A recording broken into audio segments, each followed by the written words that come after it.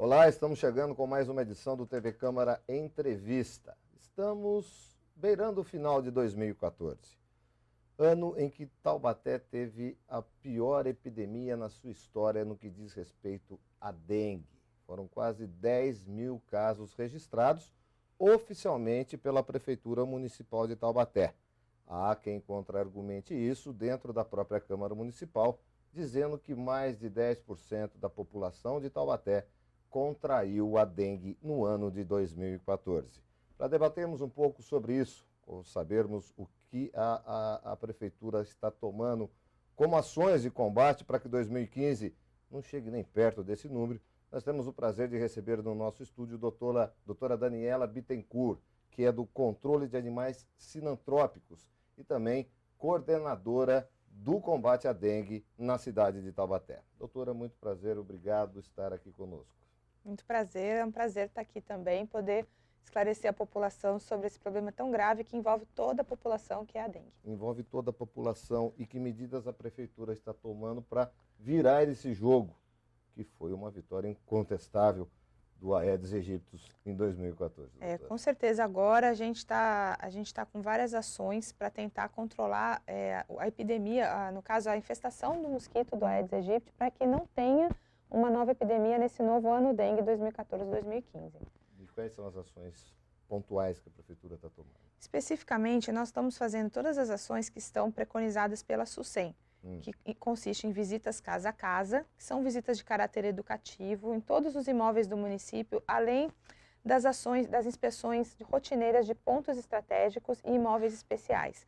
Essas inspeções elas são feitas já com uma rotina quinzenal no caso dos pontos estratégicos e trimestral no caso dos imóveis especiais. O que são pontos estratégicos e imóveis especiais? Só para ficar bem lúcido. Isso, é muito legal a gente poder esclarecer isso daí, Sim. Porque assim, os pontos estratégicos, eles são imóveis onde você tem maior proliferação de mosquito, maior chance de haver a proliferação do mosquito. Então, são geralmente imóveis comerciais que trabalham com coleta de material reciclável, borracharias, depósitos de veículos, cemitérios, enfim, qualquer tipo de imóvel onde possa ter muitos criadouros que precisam estar constantemente vistoriados. É lógico que o responsável pelo imóvel, ele tem que tomar as medidas rotineiras de combate à dengue, mas nesse tipo de imóvel, a cada 15 dias a nossa equipe vistoria para saber se o dono está realmente tomando as medidas que tem que tomar para não deixar formar criadouros do mosquito. São lugares com grande potencial de disseminação do mosquito. E imóveis especiais já são imóveis com grande concentração de pessoas, onde há maior chance de proliferação da doença, de transmissão da doença. Nem que tenha um mosquito infectado, ele pode picar várias pessoas e daí disseminar a doença para outros locais. Só para ficar claro, não é o contato entre uma pessoa e outra que você... Não. Que o contágio acontece. Não, é sempre esse pela único picada. mosquito, estar ele como vetor da dengue, morder uma pessoa, picar uma pessoa e depois picar a outra. Essa é a forma de contágio. Exatamente. Uma pessoa ela vai se infectar se o mosquito infectado picar essa pessoa. Se o mosquito Aedes aegypti não tiver contraído o vírus da dengue, ele vai picar e não vai transmitir a doença. Se esse mosquito estiver infectado, ele pica uma pessoa e transmite a doença. Por isso a importância da fiscalização dos imóveis especiais, porque nesses imóveis tem muitas pessoas, geralmente são hospitais, são escolas, universidades, locais com bastante circulação de pessoas, onde o potencial de disseminação do vírus é muito grande. Mesmo que tenha um mosquito infectado, muitas pessoas podem se contaminar. Então esses imóveis são inspecionados trimestralmente pela equipe. Então essas são as ações de rotina, de monitoramento que a gente faz independente de haver casos suspeitos ou positivos. E existe hoje uma campanha um pouco mais incisiva, eu não diria nem de conscientização da população, porque isso já vem sendo feito ao longo dos anos. O que falta é um pouco de falta de consideração da própria população para que não chegasse ao ponto em que chegou. Mas existe alguma coisa hoje sendo feita, uma campanha um pouco mais contundente por parte do poder público? Sim, hoje a prefeitura está fazendo uma campanha de divulgação que foi denominada Xodengue. É uma campanha de divulgação em massa das ações de combate à dengue e também de ações nos bairros. Então, durante um certo período no lançamento da campanha, foram determinados 10 bairros e nesses 10 bairros a gente fez uma ação intensiva de panfletagem e atividade casa a casa e também do caminhão catatreco. Eu acho importante ressaltar essa parceria da Secretaria de Saúde com a Secretaria de Serviços Públicos, que é o caminhão catatreco. Ele é fundamental para o combate à dengue ter bons resultados no município. E hoje, quantos caminhões catatreco existem na cidade de Taubaté? A prefeitura ela trabalha com, atualmente tem 2 caminhões. Que é muito pouco. É pouco, mas se você for ver, como são ações dirigidas, ele vai trabalhar aquele bairro, então, como fazendo uma ação intensiva, ele consegue recolher um volume grande de lixo mesmo, como você disse, sendo poucos caminhões, mas o volume de lixo de material, né, inservível está sendo grande e recolhido pelo caminhão. E isso aí é muito bacana. Durante o lançamento da campanha, a gente percorreu 10 bairros e agora a gente tem feito semanalmente uma programação junto com a Secretaria de Serviços Públicos para poder fazer os bairros onde foram pré-agendados para o caminhão poder passar e recolher o material inservível. Isso além, lógico, da coleta normal de lixo de cada bairro e das solicitações de cada munícipe, né, de cada um. Eles têm, vamos dizer assim, além da demanda, a gente tem essa ação programada também de catatreco. Agora, quantos agentes estão trabalhando hoje? Né? No momento, hoje, a nossa equipe conta com 112 servidores, certo, sendo 89 agentes. De controle de 89 agentes de controle de vetor. Tá. Isso. É suficiente na sua avaliação, doutor? Não, a gente, na verdade, não é questão da minha avaliação. Ou está trabalhando no mínimo? Não, a gente está buscando o número ideal, que é de 100 agentes. Certo. Só que foi feito um concurso público em 2011. Nesse concurso foram aprovados várias pessoas para serem agentes de controle de vetores. E desse concurso a prefeitura está chamando ainda os agentes para compor o quadro, que tem acontecido uma rotatividade muito grande. Ao mesmo tempo que a prefeitura chama e a pessoa que foi aprovada no concurso ela tem um tempo legal para poder assumir, vários outros pedem exoneração. Então a gente já chamou mais de 300 pessoas aprovadas nesse concurso para a gente tentar chegar nesse quadro de 100 agentes. E a busca é essa. Hoje no RH eles têm estado em contato com essas pessoas, eles estão em processo de admissão, mas no momento agora ainda não estão na equipe. A gente espera que assumam logo o cargo para a gente poder chegar com a equipe número completo. Doutora, depois de uma epidemia, há sempre uma reflexão, né? Onde pecamos, onde foi que nós poderíamos ter feito uma coisa melhor e ter uma prospecção, que 2015, longe disso, né? Não chega a essa marca. Uma pesquisa feita pelo gabinete do vereador Jofre Neto constatou que realmente deveriam ter tido cerca de 20 a 25 mil casos de dengue. O vereador Roberto Peixoto instaurou uma CPI na Câmara Municipal, porque ele garante que 10% da população, através de pesquisa ou de enquetes feitas em empresas, né, teriam contraído a dengue. Na sua avaliação, onde foi que a prefeitura errou? Qual a parcela de erro do poder público e qual a parcela de erro que a senhora vê da população? Na minha avaliação, eu acho que a grande dificuldade que nós tivemos para enfrentar essa epidemia foi o grande número de imóveis fechados dentro do município de Taubaté. Fechados. Não que o proprietário não quisesse que fizesse a vistoria. Não, isso é inaceitável. Nós vamos falar disso. Mas ainda acontece. Então, quando a gente fala quando você fala no trabalho de serviço de combate à dengue, a gente preenche um boletim que tem toda a nossa produção diária de todas as equipes. Nesse boletim consta, você tem um quadrinho para você assinar lá o xizinho onde está o imóvel trabalhado e o imóvel que não foi trabalhado. E o imóvel que não foi trabalhado, ele gera um índice que chama pendência. Tá? O ideal é a gente trabalhar com uma pendência de até 15%. E o que a gente tem obtido aqui em Taubaté é em torno de 30%, 40%, até 50%, dependendo da atividade, dependendo do bairro, de pendência.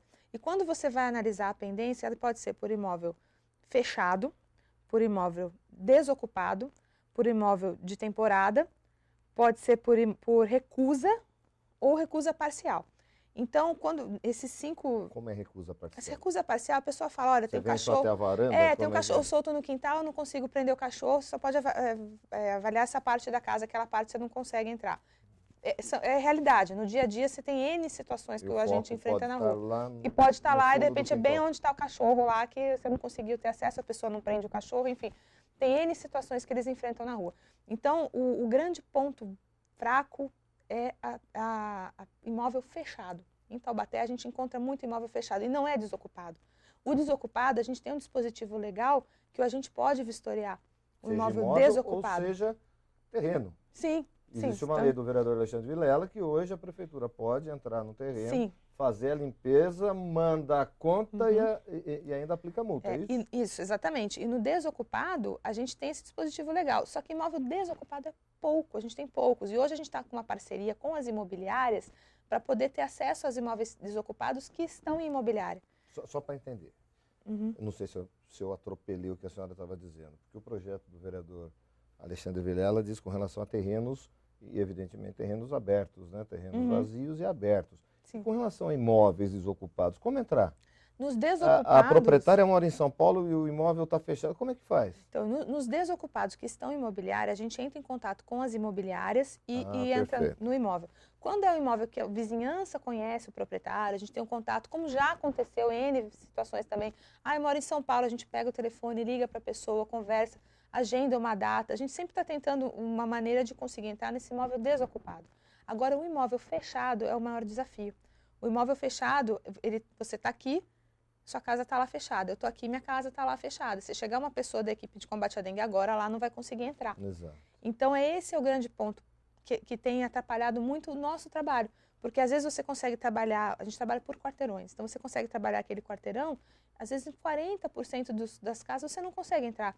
E de repente um foco está em uma dessas casas, que você não conseguiu entrar. Não porque o dono não deixou entrar, não porque estava desocupado. Teve incompatibilidade de horário, alguma situação dessa. Simplesmente por isso. Então, para diminuir este tipo de pendência, a gente está adotando uma estratégia, a gente já começou a fazer agora para evitar uma nova epidemia, que é de fazer o horário alternativo. A gente tem equipes trabalhando até as 8 horas da noite para trabalhar nas pendências. Como funciona isso? A minha equipe vai durante o dia, faz a ação naquele quarteirão onde tem um suspeito ou até mesmo um positivo, ela trabalha naquele quarteirão. E quando ela entrega o boletim, vai estar lá, fechado, fechado, fechado. Uma outra equipe vai, a partir das 5h30, vai procurar esse mesmo quarteirão que foi trabalhado durante o dia, no período entre 5h30 e 7h30 da noite, mais ou menos é o horário que a gente tem encontrado mais pessoas e tem dado um bom resultado. O mosquito ficou mais eclético, doutora? Porque antes dizia-se que ele não voava acima de 1,10 m, 1,20 m. Me corrija, por favor. Que ele não atacava à noite. Sim, e parece que ele foi se adaptando às circunstâncias. Sim. Como é que funciona isso? O mosquito, como todas as espécies, ele tem um desenvolvimento, ele tem uma adaptação natural, que é o que gera a sobrevivência de uma espécie. Tanto que o ser humano, ele é uma espécie que tem uma capacidade de adaptação absurda. A gente tem desde seres humanos no deserto até nas geleiras, nos polos. E o ser humano se adapta muito bem. E o mosquito da dengue, como todas as espécies, ele busca uma adaptação. Então, se ele encontra a condição ideal, que é picar durante o dia, principalmente no início da manhã, no finzinho da tarde, e numa altura mais baixa, ele vai aproveitar dessa situação. Se ele não encontra essa situação, ele vai se adaptar à situação que ele encontra. Então, muitas vezes, você fica fora o dia inteiro, a mosquitinha, né, a fêmea, está lá na sua casa, escondidinha atrás da cortina. Aí, na hora que você chega em casa, 8 horas da noite, chegou a comida. Ela não vai comer o dia inteiro, ela vai comer, vai se alimentar, né, fazer o repasso dela às 8 horas da noite, na hora que você chegou na casa. Então, ela se adapta àquele ambiente que ela encontrou ali. Bem como a questão das calhas. Tem gente que fala assim, mas o mosquito não gosta da calha porque a calha é alta, o mosquito não gosta de voar alto. Mas se ele não achar nenhum criadouro mais baixo, ele vai tentar voar mais alto e vai procurar uma calha, um lugar mais alto, uma caixa d'água mais elevada. Então, ele é muito adaptável. Como todas as espécies bem-sucedidas, ele se adapta muito bem. E ele se adapta muito bem ao ambiente urbano, ao ambiente, como todo animal sinantrópico, que está próximo ao ser humano. Então, tem toda essa questão da adaptabilidade do mosquito. Didaticamente, só para a gente fechar o bloco, o que é animal sinantrópico, para quem não sabe? Isso é legal falar, porque realmente é uma palavra bem técnica. E ela significa que são os animais que vivem em proximidade com o ser humano. Eles convivem bem com o ser humano, né? Convivem bem? Para as espécies dele, para o desenvolvimento da espécie dele. Claro. Então, ele vai encontrar dentro do ambiente urbano, no ambiente próximo do ser humano, as condições ideais para a reprodução e para a procriação. Então, o mosquito da dengue, é lógico, é o carro-chefe, mas a gente também trabalha com escorpiões, pombos, roedores, abelhas, todo tipo de animal, formigas, baratas, todo tipo de animal que consegue conviver bem em áreas urbanas ou em áreas povoadas. É diferente, por exemplo, de um animal silvestre ou de um animal de criação, de produção, que você está criando ele. Não, esses daí eles encontram nos restos alimentares humanos, nos dejetos, nos esgotos, no lixo, ou mesmo no próprio ser humano, a fonte do seu alimento. Então, ele se adapta muito bem a esse tipo de ambiente que nós criamos. Muito bom.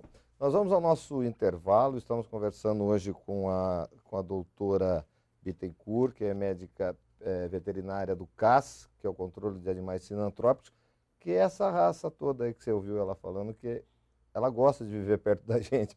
Mas nós não gostamos de viver perto delas, né, doutora? A gente tem que saber separar o joio do trigo. Falando sobre combate à dengue. Nós voltamos em instantes com o TV Câmara Entrevista.